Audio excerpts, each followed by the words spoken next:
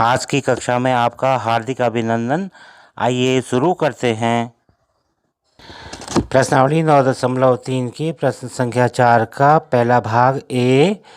3x गुणा 4x धन 5 धन 3 को सरल करो व x बराबर 3 और x बराबर 1/2 के लिए मान ज्ञात करो। इस प्रश्न में पहले हम दिए गए व्यंजक को सरल करना है और सरल करने के पश्चात उसमें x के स्थान पर 3 और x के स्थान पर 1/2 रख कर के मान की गणना भी करनी है।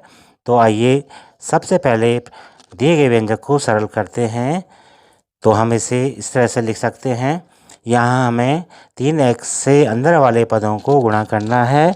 तो सबसे पहले 3x से पहले वाले पद 4x को गुणा करेंगे।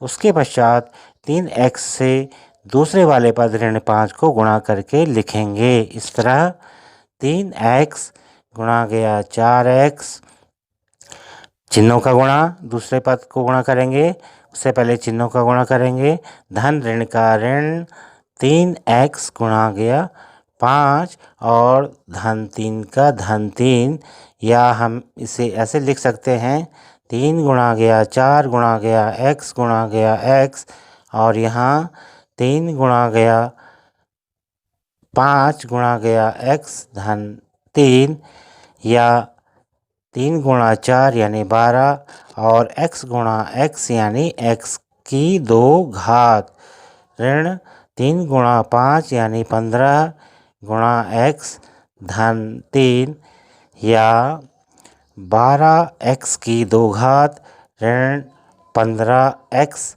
धन 3। इस तरह से हमारा व्यंजक सरल रूप में आ गया है। अब हम इस सरल रूप में जो व्यंजक हमारे पास है उसमें x बराबर 3 रखेंगे। तो 12 गुणा गया 3 का वर्ग, ऋण का ऋण, 15 गुणा गया 3 धन 3, या हम लिख सकते हैं 12 गुणा 3 गुणा 3, 3 के वर्ग का मतलब है 3 को 2 बार गुणा करो, इसलिए हमने यहाँ 3 गुणा 3 लिख दिया है।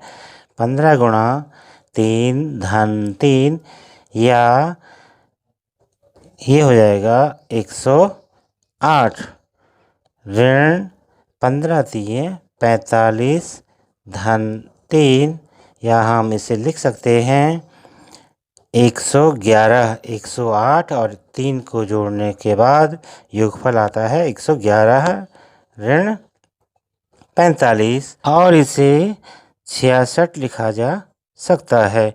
तो x बराबर 3 रखने पर इस व्यंजक का मान 66 आया है। अब हम दिए गए व्यंजक में x बराबर 1/2 रख करके मान प्राप्त करेंगे। व्यंजक इस तरह से है 12x का वर्ग ऋण 15x धन 3। तो x बराबर 1/2 हमें रखना है। 12 गुणा गया 1/2 सारे का वर्ग ऋण 15 गुणा गया 1/2 धन 3, या हम इसे लिख सकते हैं 12 गुणा 1/2 गुणा 1/2 ऋण 15 गुणा 1/2 धन 3। यहाँ 2 का भाग 12 में 6 बार जाता है और फिर 2 का भाग 6 में 3 बार जाता है। तो इसे लिख सकते हैं हम 3 ऋण 15/2 धन 3।